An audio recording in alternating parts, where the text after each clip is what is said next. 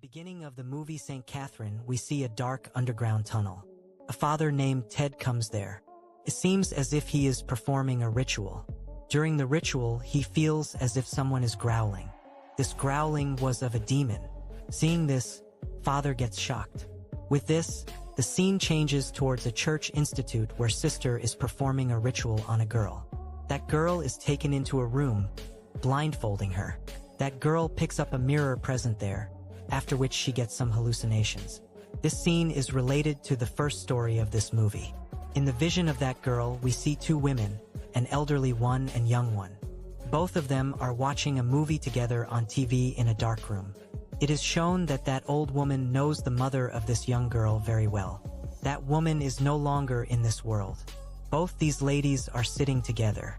Then the young girl feels as if someone is silently watching her. She gets very scared. The old woman sitting nearby explains to her that don't worry. What you are feeling is only in your mind. It has nothing to do with reality.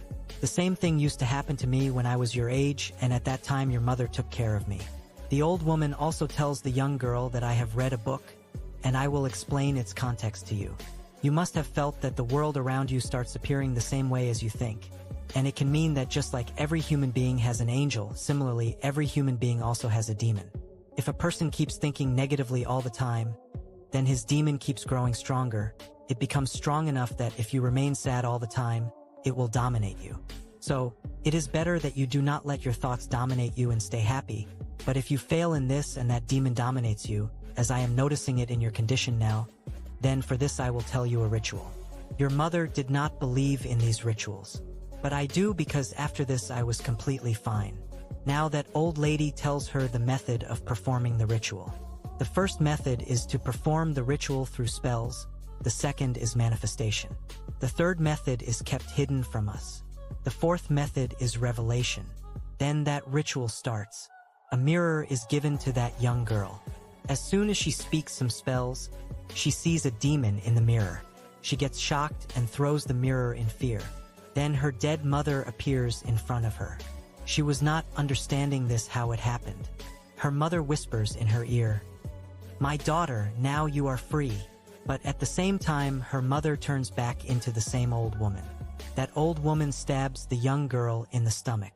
The girl faints right there, and when she regains consciousness, she immediately looks at her belly. The knife mark was still there, but it was not bleeding. This young girl now picks up the hammer in her hand because she was very scared. She goes down to the lounge and sees that the old woman is sitting there watching TV. This was quite shocking for her.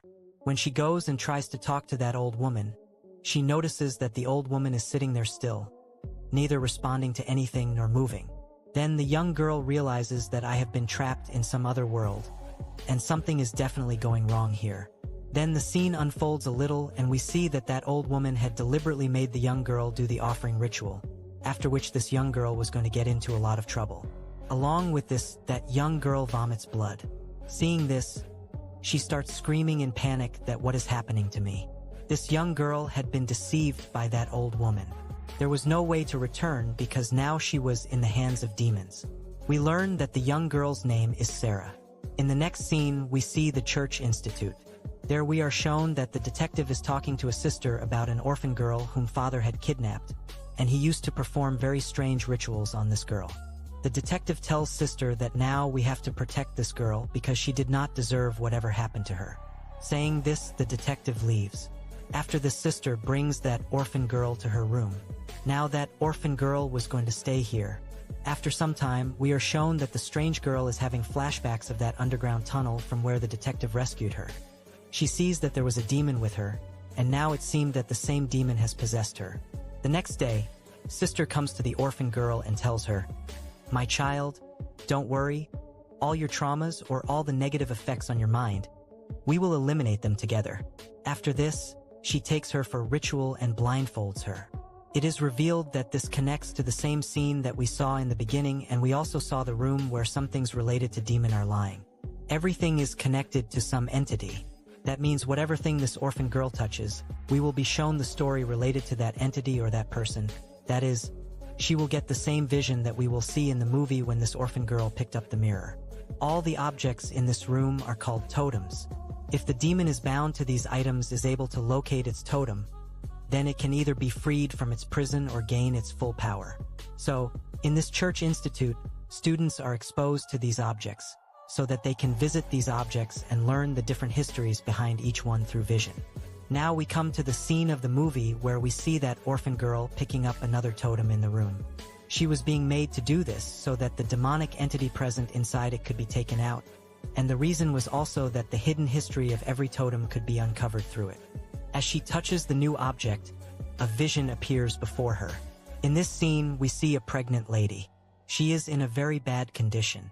She is bleeding too.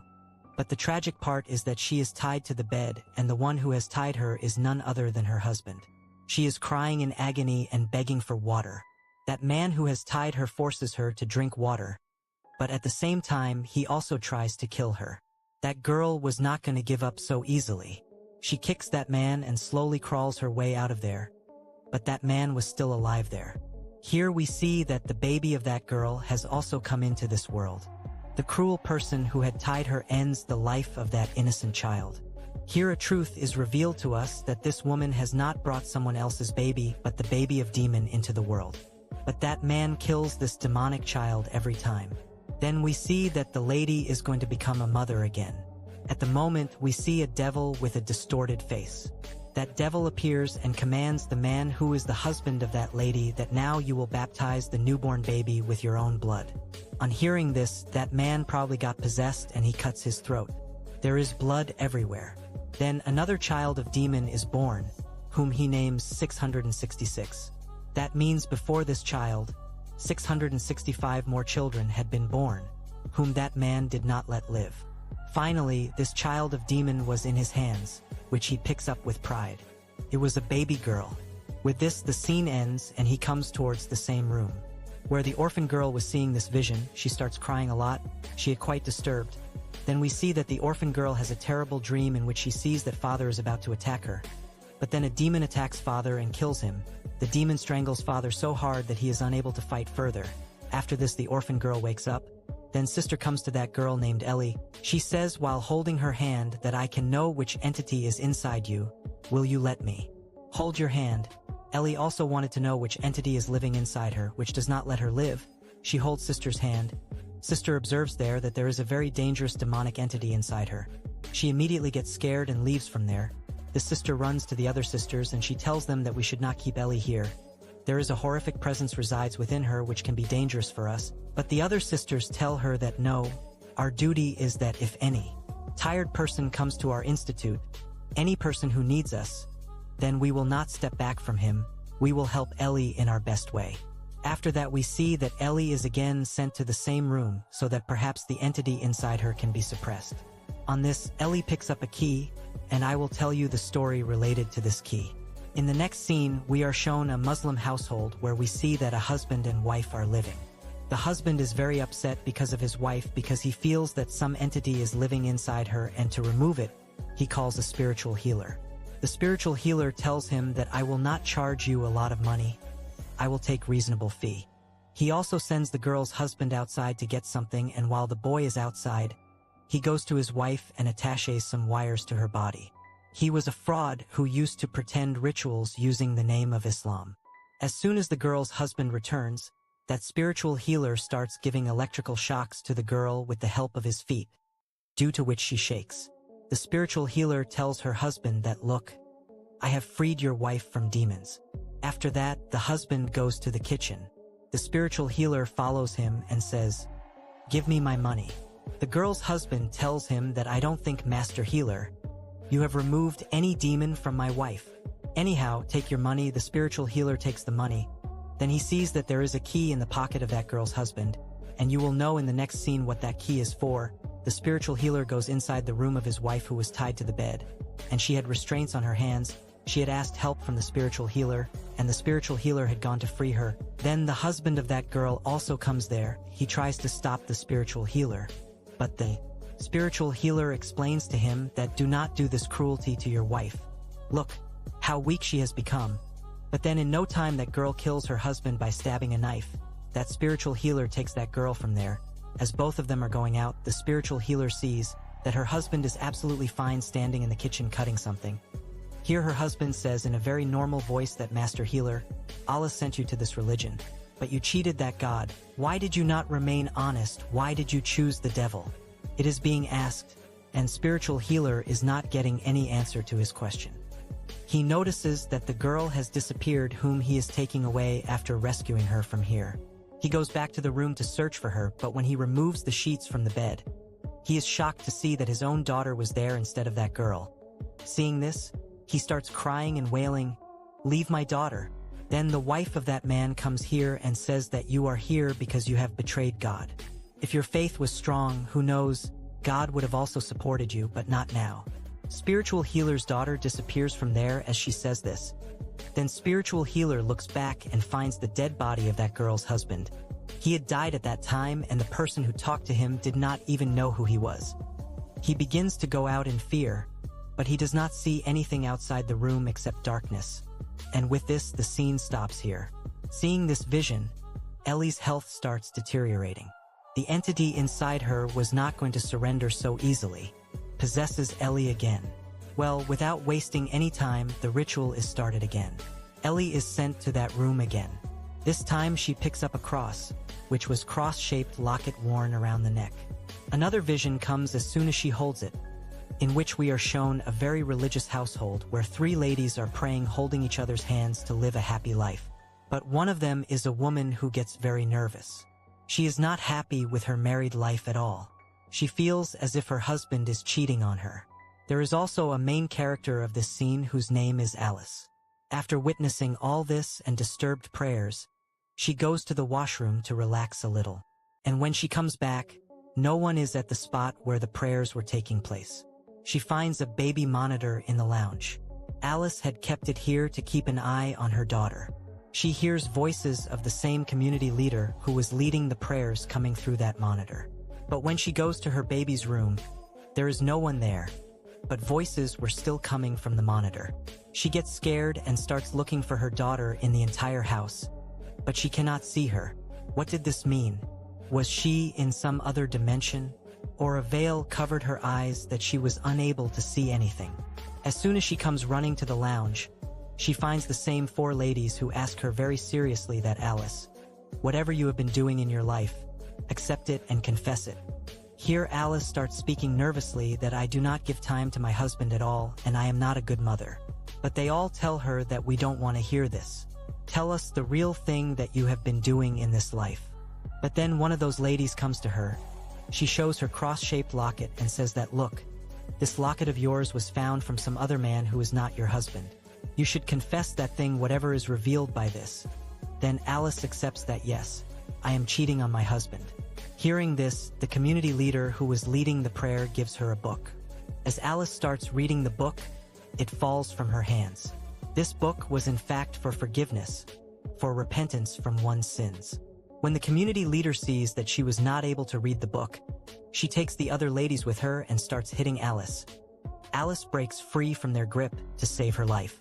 One of those ladies says that we should not do this to Alice, we should not torture anyone. She panics and starts calling the police, but the community leader hits her, and she knocks her unconscious. After that, the three remaining ladies go to Alice's room. The community leader has a large knife in her hand. As she goes, she sees that Alice has covered herself with a sheet. She removes the sheet so that she can attack Alice and make her understand, but it only makes things worse. Alice is possessed. Her eyes are completely white, and her face was appearing no less than a demon. Seeing this, they get scared, and the scene also fades out at that moment. Ellie was not so disturbed by this scene, but as soon as she removes the blindfold from her eyes, she feels blind as her eyes seem lost. She panics a lot, but later it is revealed that this demon was just scaring her that you will never be able to defeat me. Actually, Ellie still has her eyes, and they are not lost. After that, we see the same main character sister who was involved in finding out which entity is inside Ellie. She reads a book, and she starts getting some idea. Here it is shown that the demonic entity inside Ellie is the Gatekeeper of Hell. It is revealed that the demon is bound to this world by a cross, and he also wants to be free, but he is not in his full power yet, and to become powerful and to do as he pleases, he has to destroy this cross, and that cross is present in the same room where Ellie goes again and again, and the ritual kept failing because demon present inside Ellie wanted her to return that room repeatedly. And she may find that cross. After knowing all this, Sister panics, but the other sisters explain to her that now we have come a long way. Do not turn back now. With this, they send Ellie to that room again.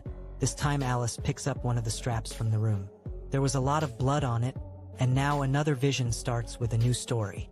Now we see a family here in which there are 4 people, a couple and their son and daughter. Their daughter is possessed, and they have tied her up in a room. They call a priest to show them their daughter.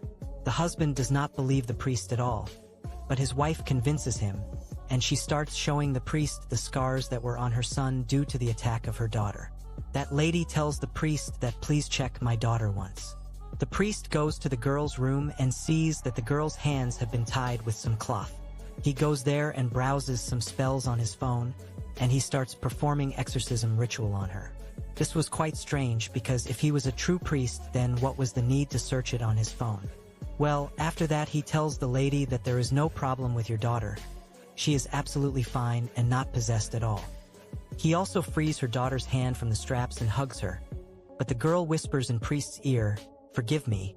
With this, the whole family turns into demons. They kill the priest while standing. After that, possessed girl's mother becomes normal.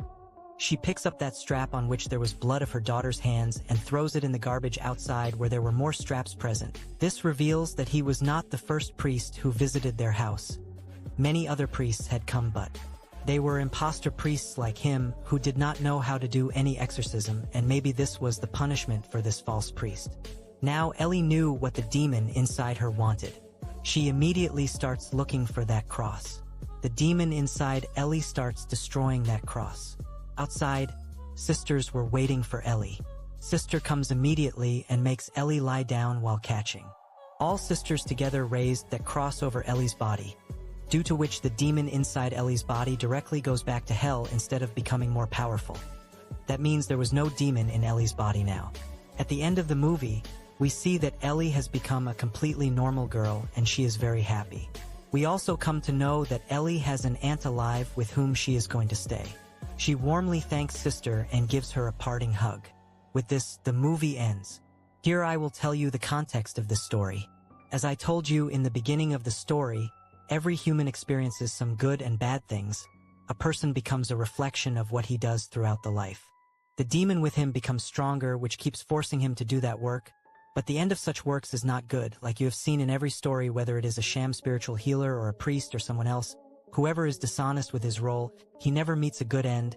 I hope you got a very good lesson from this movie. Until then, take care of yourself. Goodbye.